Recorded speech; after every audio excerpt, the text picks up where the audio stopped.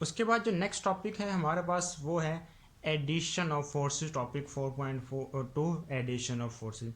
यानी इसमें हमने देखना है भी अगर हमारे पास फोर्सेस गिवन है, नंबर ऑफ फोर्सेस हमें दी गई हैं और उनको अगर हमने क्या करना है ऐड करना है तो वो हम किस तरीके से ऐड कर सकते हैं। सबसे पहले हम देखते हैं भी फोर्स हमारे पास कौन सी क्वांटिटी, हमें पता है जो फोर्स है वो क्या चीज़ है, हमें जो फोर्स है वो एक हमारे पास क्या है वेक्टर क्वांटिटी, यानी फोर्स क्या है ये एक वेक्टर क्वांटिटी हमने पढ़ा हुआ है। अब जब हमें बात करते हैं वेक्टर की तो उसके लिए हमें क्या दो चीज़ें रिक्वायर होती हैं। एक तो उसके क्या चाहिए होती है मैग्नीट्यूड की हम बात करते हैं, और सेकंड हम किस चीज़ की बात करते हैं, सेकंड हम उसकी बात करते हैं डायरेक्शन की। ठीक है, यानी कोई भी वेक्टर हमें गिवन है तो उसकी दो करेक्टरिस्टिक्स होती हैं, उसमें दो चीज़ें हमें दी जाती हैं। एक क्या होती है उसकी मैग्नीट्यूड और सेकंड क्या चीज़ होती है उसकी डायरेक्शन। अब देखिए फोर्स क्या हमें पता है, फोर्स में क्या है एक वेक्टर क्वांटिटी है।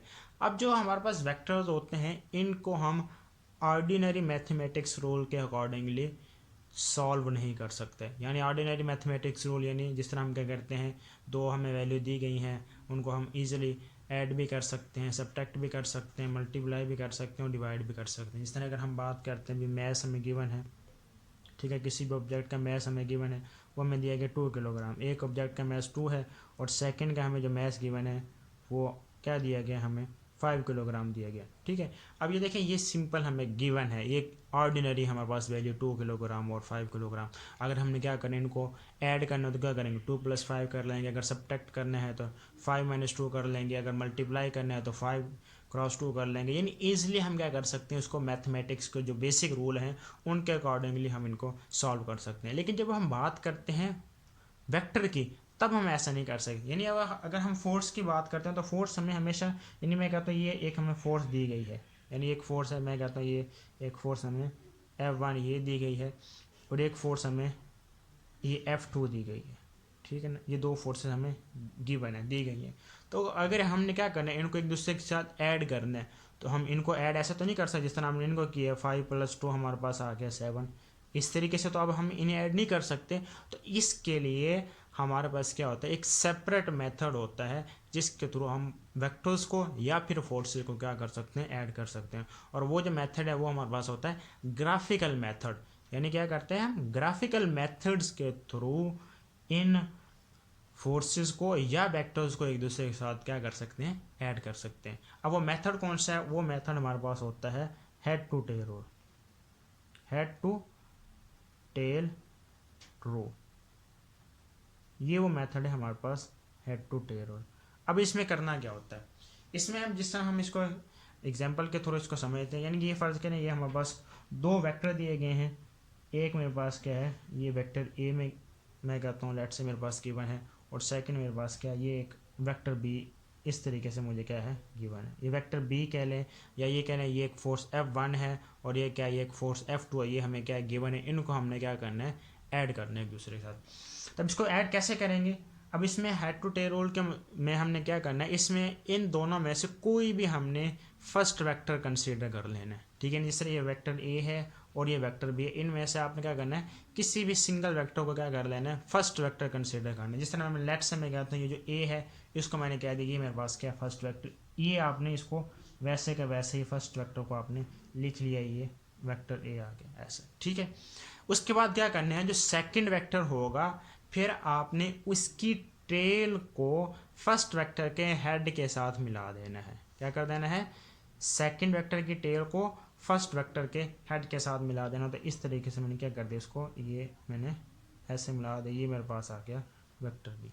ठीक है, ये हमें दो वेक्टर गिवन थे तो अब इसके लिए ये हमने इनको एक दूसरे से ऐसे ही मिला दिया। अब इसमें लास्ट आपने क्या करना है फिर आपने एक सिंगल वेक्टर ड्रा करना है, वो इस तरीके से ड्रा करना है भी उसकी जो टेल है वो फर्स्ट वेक्टर के टेल के साथ मीट करनी चाहिए और उसका जो हेड है वो लास्ट वेक्टर के हेड के साथ मीट करना चाहिए। यानी अगर यहाँ पे मैं एक सिंगल वेक्टर ये ड्रा करता हूँ ऐसे, ये हमारे पास क्या आ गया सिंगल वेक्टर आ गया। अब देखें इसकी मैंने क्या किया है टेल को फर्स्ट वेक्टर की टेल के साथ और हेड को मैंने क्या कर दिया है लास्ट वेक्टर के हेड के साथ मीट करवा दिया। और ये जो वेक्टर है हमारे पास इसे कहते हैं रिजल्टेंट वेक्टर। और ये जो रिजल्टेंट वेक्टर होता है ये इनके सम के इक्वल होता है। अब ये देखें, ये जो रिजल्टेंट वेक्टर आ रहा है ये ए और बी के सम के इक्वल है। ये जो रिजल्टेंट वेक्टर होता है ये हमारे पास क्या होता है, एक सिंगल वेक्टर होता है। अब ये जो कि हम यहाँ पे फोर्सेस की बात कर रहे हैं तो ये मैं हम पे फोर्सेस ले लेता हूँ, यानी ये जो रिजल्टेंट फोर्स होगी वो क्या होगी, एक सिंगल फोर्स होगी that has the same effect as the combined effect of all the forces to be added. यानी इसका जो इफेक्ट होगा वो उन तमाम फोर्सेस के इफेक्ट के इक्वल होगा जिन तमाम को हमने एक दूसरे के साथ ऐड किया। यानी अब देखें यहाँ पे हमने इन दो को ऐड किया था तो इन दोनों के कंबाइंड इफेक्ट के इक्वल एक सिंगल हमारे पास क्या निकलती है, फोर्स निकलती है, जिसको हम नाम देते हैं रिजल्टेंट फोर्सेस का। ठीक है, अब इसके लिए ये तो हमने सिंपल देख लिया। अब इसके लिए जिस एक सबसे पहले आपने काम करना है हेड टू टेल को ड्रा करने से पहले, वो ये है भी आपने एक स्केल चूज करना है। सबसे पहले आपने क्या करना है, एक सूटेबल स्केल आपने क्या करना है, चूज करना है। ठीक है ना, यानी आपने यहाँ पे क्या करना है, इससे पहले आपने एक सूटेबल स्केल आपने क्या करना है, चूज करना। अब कैसे सूटेबल स्केल, अब देखें, अब जितनी भी हमें फोर्सेस गिवन होती हैं वो किस में गिवन होती है, हमें पता फोर्स का यूनिट क्या होता है, न्यूटन होता है। तो फोर्स हमें किस में दी जाती है, न्यूटन में दी जाती है। फर्ज करिए मैं कहता हूँ ये मेरे पास एक फोर्स है कि ये वाली, ठीक है ना, मैं कहता हूँ ये मुझे दी गई है 4 न्यूटन, यानी जो F1 मुझे गिवन है वो मुझे क्या है 4 न्यूटन गिवन है। ठीक है, इस तरह मुझे एक और फोर्स है, मैं ये कहता हूँ ये मेरे पास क्या है, ये F2 फोर्स है और ये मुझे यहाँ पे कितनी गिवन है, मैं कहता हूँ लेट से ये मुझे गिवन है 8 न्यूटन। ठीक है, इस तरीके से आ गया। अब एक और मैं फोर्स कहता हूँ, मुझे क्या है वो फोर्स गिवन है इस तरीके से, मैं वो कहता हूँ वो मुझे गिवन है 6 न्यूटन, या इसको ऐसे कर लें, ये वो ऐसे गिवन है आपको, ये हमारे पास क्या एक फोर्स है, ये हमें क्या गिवन है 6 न्यूटन गिवन है। अब इसको आपने क्या करना है, ऐड करना है। अब देखें, अब 4 न्यूटन 8 न्यूटन या 6 न्यूटन को तो हम नहीं ड्रा कर सकते, तो इसके लिए हमने क्या करना है, इसके लिए हमने एक सूटेबल स्केल को चूज़ करना है। वो आपकी मर्जी है, वो आपकी चॉइस है, वो आप उसको किस तरीके से चूज़ करना है, यानी कैसे। यानी यहाँ पे मैं फ़र्ज कर लेता हूँ भाई, मैं यहाँ पे जब सूटेबल स्केल आपको जब इस तरह दी जाती है तो आप सबसे पहले मेंशन करेंगे सूटेबल स्केल। तो उसमें मैंने क्या करना है, लेट्स से मैं कहता हूँ जो मेरे पास 2 न्यूटन है वो मैंने ले लिया है 1 सेंटीमीटर। ठीक है, यानी 2 न्यूटन का मैंने किसके को लिख लिया 1 सेंटीमीटर। तो अब यहाँ पे देखें, अब ये 4 न्यूटन है तो इसके लिए मैं मुझे कितने सेंटीमीटर की लाइन ड्रा करनी पड़ेगी, मुझे 2 सेंटीमीटर की लाइन ड्रा करनी पड़ेगी। अब इस तरह ये 8 न्यूटन है तो इसके लिए मुझे कितने सेंटीमीटर की लाइन ड्रा करनी पड़ेगी 4 सेंटीमीटर। इस तरह ये 6 न्यूटन के लिए मुझे 3 सेंटीमीटर की लाइन को ड्रा करना पड़ेगा। और इस तरीके से फिर ईजिली मैं क्या कर सकता हूँ, उनको सिंप्लीफाई कर सकता हूँ। अब ये तो मैंने ऐसे ड्रा किए ना, अब आपको फ़र्ज करें मैं सिंपल आपको दे देता हूँ, मैं आपको देता हूँ, मैं आपके पास 4 फोर्सेज गिवन है, एक आपके पास कोई 6 न्यूटन है, 5 न्यूटन है, 8 न्यूटन है, 10 न्यूटन, इस तरह आपको फोर्सेज गिवन है।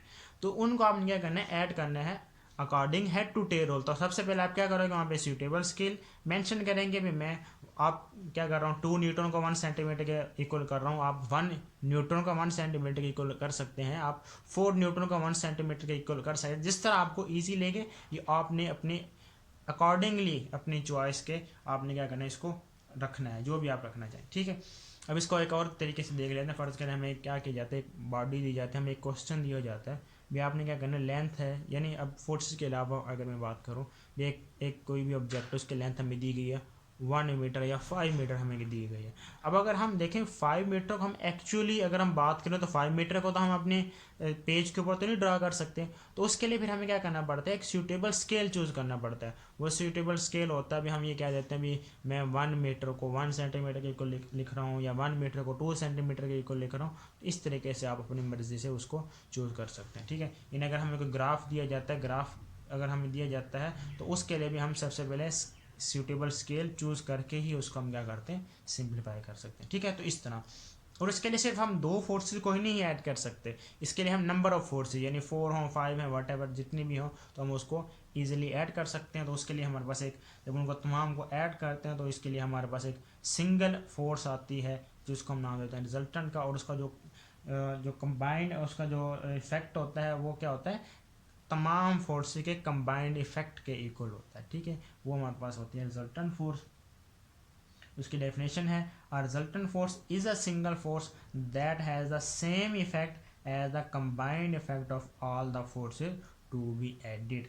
यानी रिजल्टेंट फोर्स एक सिंगल फोर्स होती है जिसका इफेक्ट क्या होता है, जिसका असर बिल्कुल वैसा ही होता है जैसा उन तमाम फोर्सेस को हमने एक दूसरे के साथ ऐड किया और हमारे पास निकलता है। ठीक है, और ये जो हमारे पास रिजल्टेंट फोर्स निकलती है ये क्या करती है, ये हमें दे देती है मैग्नीट्यूड भी देती है और साथ में हमें डायरेक्शन भी देती है। जो कि फोर्स है तो इसके लिए हमें मैग्नीट्यूड भी देती है उन तमाम का कंबाइंड इफेक्ट के इक्वल, और जो डायरेक्शन है वो भी हमें यहाँ से रिजल्टेंट फोर्स से मिल जाती है।